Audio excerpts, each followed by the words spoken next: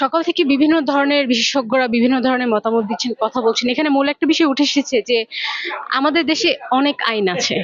আমাদের দেশে সবগুলো সেক্টরেই, পরিবেশের সেক্টরে যদি বলি আইনের সমাহার, কিন্তু আইনের প্রয়োগ আসলে কতটা, কিভাবে হচ্ছে, এই ব্যাপারটাকে মূল গুরুত্ব দেওয়ার ব্যাপারে বলা হয়েছে।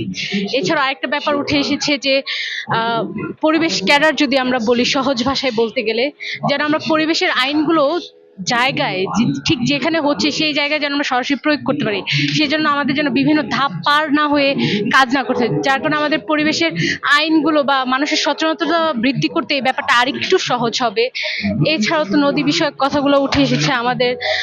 আমাদের যে পোল্ডার যে সংস্কৃতিটা, যে পোল্ডারের কারণে আমাদের যে আসলে নদীর সাধারণ নব্যতাটা হারিয়ে যাচ্ছে, সাধারণ নদীগুলো হারিয়ে যাচ্ছে, কিছু নদী পলি পড়ে নষ্ট হয়ে যাচ্ছে, কিছু নদী মরে যাচ্ছে। আমরা খুব সহজভাবে মরা নদী হিসেবে ঘোষণা করে দিচ্ছি, কিন্তু আসলে কি তো এটা মরার কথা ছিল না। তো বাপা বেন সবসময় এরা কাজ করে আসছে, বহু বছর ধরে কাজ করে আসছে পরিবেশের জন্য।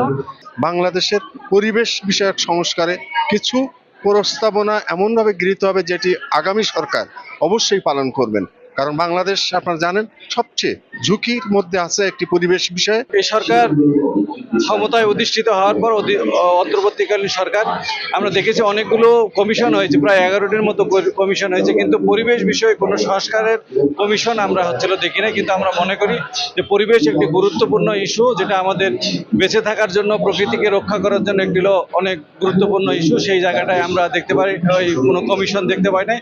ফলে আমরা বাপা এবং বেন নিজ উদ্যোগে এই পরিবেশের বিষয়ে কি কি সংস্কার আমাদের প্রয়োজন সেই বিষয়ে উপস্থাপন করার জন্য বিশেষজ্ঞ, লোকাল যারা কাজ করে, অ্যাক্টিভিস্ট, পরিবেশ সপক্ষ শক্তি আজকে এই সম্মেলনে মিলিত হয়েছে।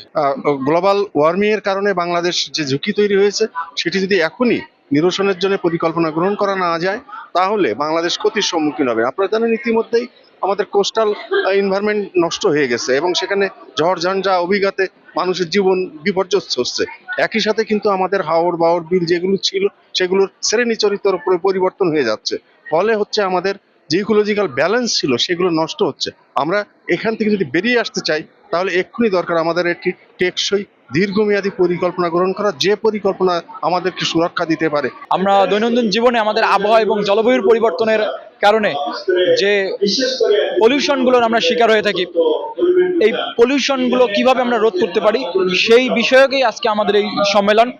আমরা কিভাবে জনসাধারণকে জনসচেতন করতে পারি, কিভাবে আমরা বাংলাদেশের নাগরিককে আমরা সচেতন করতে পারি, কিভাবে বাংলাদেশকে বিশ্বের মধ্যে একটি রোড মডেল হিসেবে আমরা পরিচিতি লাভ করতে পারি, সেই বিষয়কেই সম্মেলন হলো আজকে।